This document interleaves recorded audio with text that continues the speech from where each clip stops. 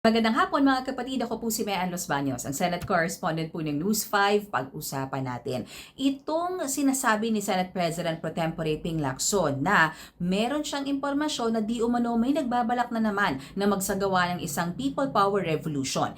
Hindi na pinangalanan ni Senator Lacson yung kanyang source, pero sang-ayon doon sa kanyang nakuhang impormasyon, ilang retiradong opisyal daw ng militar ang nangre-recruit mula sa mga aktibong miyembro ng Armed Forces of the Philippines para nga magsagawa ng pag-aaklas laban sa Administrasyong Marcos Jr.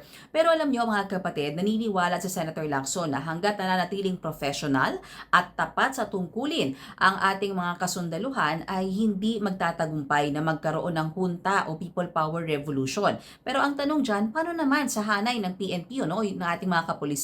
Ang sabi ni Senator Lacson, wala naman siyang naririnig na nagkakaroon ng recruitment sa loob ng PNP. Alam natin na talagang malakas pa yung contact ni Senator Lacson sa loob ng PNP, lalo't nagsilbi siya dating PNP chief bago pa siya naging senador. Samantala mga kapatid, kabilang din sa mga sinabi ni Senator, kung naaalala niyo mga kapatid, nitong nakaraang November 2025, may sinabi rin si Senator Lacson na nakakuha rin siya ng impormasyon, kasagsagan ito ng flood control scandal. Di umano, may ilang mga grupo na gustong magkaroon ng military-backed reset o junta.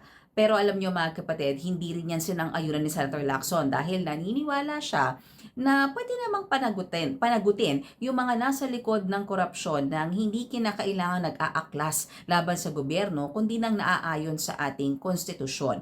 Sa ngayon mga kapatid ay hinihingi pa natin yung reaksyon o komento ng AFP kaugnay nga dyan sa impormasyong sinasabi ni Senator Lacson na nakaabot sa kanya. Pero ang Malacanang hindi natitinag. Sabi ni Palace Press Officer Yusek Claire Castro, hindi na bago sa kanila yung mga usap-usapan ng people power revolution, pero kung totoo daw yan, dapat imbestigahan ng ating mga law enforcement agencies. So yan lang mga latest mula sa Senado mga kapatid. Magbabalik ako para sa update. Salamat po.